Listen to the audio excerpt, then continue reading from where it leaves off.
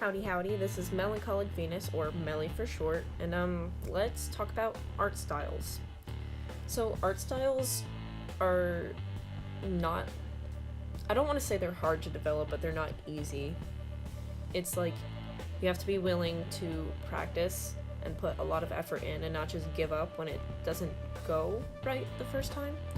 Because I know, like, when I first started doing art more seriously, I was really discouraged by how hard it was and how I couldn't seem to find my own style quick enough, and how basically what I did when I first started was I just I watched Hetalia and I was like, that is the art style I want, and I copied it straight. And while it's good to like draw inspiration from things that you enjoy, I just trying to replicate somebody's art isn't always the greatest step. But I will say that it did help me with anatomy. So you have to find a balance of like, okay, I'm going to draw inspiration from the show. You know, maybe I'll try to replicate their style. Because like if it's just for practice, there's nothing wrong with that. But you do want to avoid like claiming that as your own, if you can. If that makes any sense. Like, if I just straight up like trace something for like practice and learning like what shapes go where, and then I try to pass that off as my own art, that's a no-no. But what I can do is look at a piece of art, try to replicate it, because that is very good practice, and then be like, hey, this isn't like my original art, but it is something that I put work into and that I'm using to help myself progress. And some tips, made like a little list on my notes app so it can be like nice and organized for you. The first tip is to practice every single day. Like, even if you have an art block, it's gonna suck, but like muscling your way through it is going to help you in the long run, because you're going to learn how to work through that in the future. Such as, like, I get art blocks pretty frequently, and while it sucks, I force myself to draw every day. And while I'm not exactly where I want to be with my style, there's a lot of kinks I still want to work out, I do feel like I benefit from working through my art blocks. The next tip is to take details from multiple other styles. So if somebody draws eyelashes a certain way, like say, this one person draws them like little triangles, and you're like, oh, that's pretty cool. Let's see what happens if I try to translate that to my style. Or the way somebody draws hands, like they're like cool and blocky, or like, I don't know, whatever. You're like, all right, I want to incorporate that too. And you just take like these little pieces, and eventually they come together to make a new style. And this next one is going a little bit what I said earlier, like drawing inspiration from cartoons and movies and TV shows and comics and other things that you enjoy, because that is a good way of drawing things that you genuinely like are passionate about and that you love. So like I love the Addams Family, so I draw a lot of Addams Family.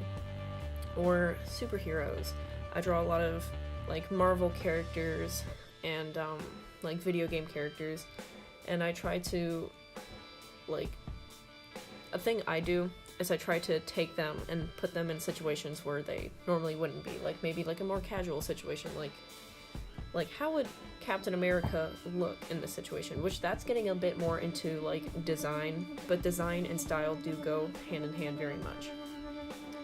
So yeah, so like if you're into Marvel or DC, you can try to emulate a more comic book type of style, where they have, it's more saturated colors, they're a bit more flat, thicker border lines, typically like some sort of like hatching or cross hatching or like cell shading with like just black.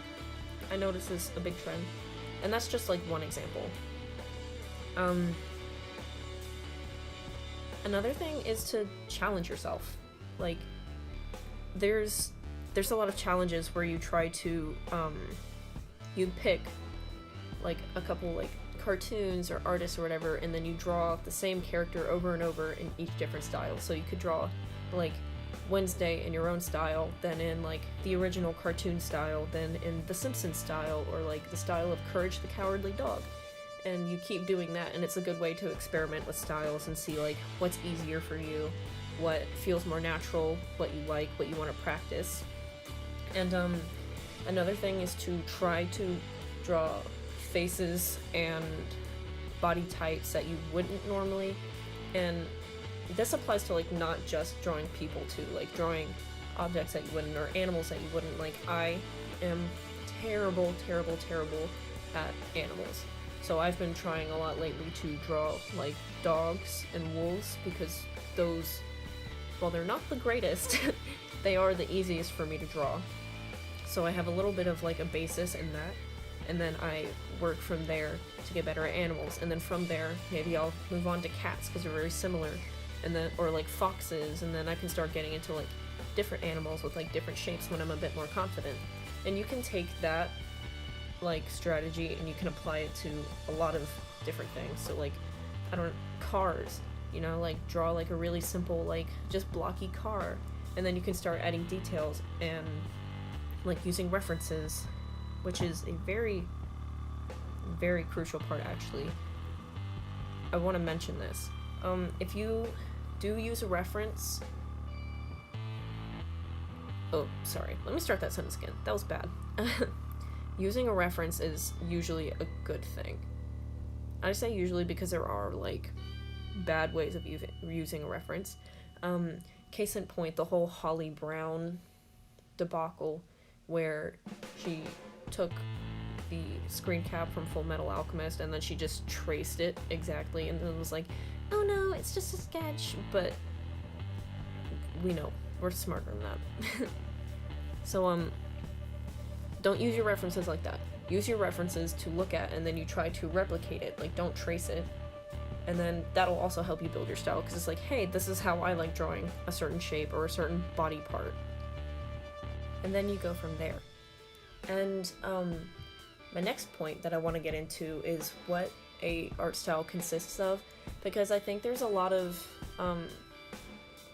people think it just stops at like how you draw something, kind of, if that makes any sense. So like, it's like, oh, you do big eyes and then small noses, but there's a lot more to it. Like, there's the actual shapes that you do it, there's your composition, the kind of colors that you like to use, your shading. Do you use colored shading or black and white shading? Do you blend? Do you cross hatch? Do you do cell shading? What kind of line work do you use? What brushes do you use? Do you tend to do digital or traditional art? There's like a million facets to what goes into your art. And so I think it's very important to experiment with every single type of thing and like every facet of an art style before you can be like, oh yeah, this is what I like to do. Because there's always, like, your art style is never going to stop growing and developing, so you want to constantly be trying like new things and be like, oh, normally I work with watercolor, but I found gouache and it works a lot better for me. It looks better with my style. And then you have to like adapt your style to work better with gouache, because obviously it looks a little different than if you were painting with watercolors. And now on to the topic of art style theft. Now this is a bit of a controversial topic when it comes to art styles, which I'm not really sure why, because there isn't really a way that you can steal a particular art style. You can steal art, yes, like tracing and then credit, or like posting without credit. That's art theft. But when it comes to your style, that's a little different, because first there's a point of sometimes people will not know each other, have no contact, never heard of each other, never seen each other's art, they just happen to draw very similarly, and then there's a whole like, they discover each other, and then it turns into, oh, you stole my style, or like, no, you stole my style, and then it's a whole lot of like, it's a bunch of crazy ass bullshit for no reason, because nobody stole from each other, you just happen to draw similar things. Like, a lot of comic book illustrators draw similarly because they both work in comic books. And you see that particularly with, like, superhero comics. But I noticed that this art style theft has been a more recent issue, and you really see it in, like, websites like Tumblr or Instagram or, like, DeviantArt, which I think it mostly just comes from that's where a lot of beginner artists go. And so there's a lot of emotion there when it's overprotective, I feel. And also, drawing inspiration from somebody's art in their style is not a bad thing either. So, like, if you like the way that somebody lines something, you're like, oh, I want to try doing that. Like, that's not a bad thing. Like, if somebody tries to tell you that you're stealing an art style, then just go about your day. Ignore them. Because it doesn't make any sense. You can't steal an art style because, first of all, there's just limited things that you can do. And I know that's, like, a little bit, like, a bad thing to say in art, like, oh, I can't do, like, I might not ever be original, but, like, eventually, all ideas are gonna be gone, and then nobody can be original. But, like, you can still draw, like, your actual content can be original, even if your art style is a bit more, like, redundant. So yeah, the whole thing doesn't make much sense to me, but go off, I guess. At this point, I want to touch again on the importance of practicing every day. I know that's a bit of, like, a topic jump, but I'm a beginner here, alright? Let me do my thing. Practice is, I would say, the most important thing when it comes to, like, art in general. Like, obviously, your style, but getting better at art in general, you have to practice every single day. You know, it's like a muscle.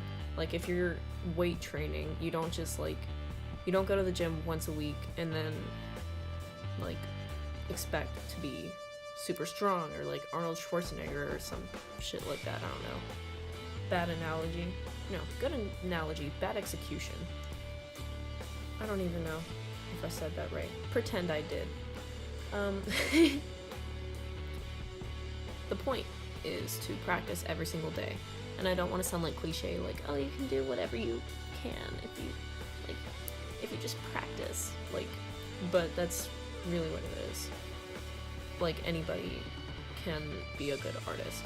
Whether everybody can give out good content is a whole different story that I don't really want to get into because it might hurt some feelings. But yeah, practice. That's the thing I would like you, if you take anything from this video, I would like it to be just to practice every day and know that people can't do that work for you.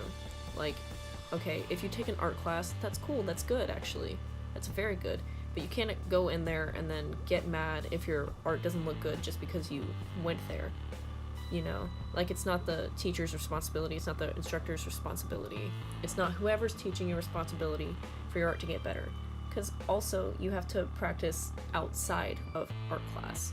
So, like, you go to art class and you get, like, an assignment and it's like, alright, cool, nailed it, but it might not be your own personal style. That's just to get the technique down. Oh, that's something I forgot to talk about. The most cliched thing you'll ever hear in the art community is learn the rules before you can break them, but it does hold true. It's not one of those things that, like, everybody says it and then it's like, oh, that's, like, bullshit. No, that's, like, a for real thing. I noticed when I started drawing from life more and started trying to draw things that are a bit more realistic, I did a lot better drawing, like, anatomy and, like, a cartoony style where it's more exaggerated, because you learn the way that, like, a human body moves and you're like, oh, so this is, like, to the extent I can distort it and make it unique and, like, my own. So yeah, learning actual techniques, I would say that and practice are the most important things. So one more time, just to drill it into your head, practice every day and learn the rules before you break them. So, my last bit of talking before I inevitably leave the last minutes of this video in silence, or probably royalty-free music that I got from YouTube. I would like to ask you to, like, comment something that you would like me to talk about, or some constructive criticism, whether it be for my art, or, how I do these videos, because, again, I am very new at this, and I don't really know what I'm doing at all. I just figured, hey, what the hell, why not, you know? It could be fun. So, anything you want to hear about, please comment. How you think I could be doing better, what kind of things you would like to see from me in the future. I suppose I should do that little spiel of, like, drop a like, comment, smash that fucking subscribe button, do the little notification bell, but I don't really think I have the audience for that yet. I think you have to have a little bit of an audience before you can start, like, being, like, zany and, like, overconfident about your content. But yeah, in all seriousness, I really do appreciate feedback. Any feedback. I constantly seek validation. I want it. Please.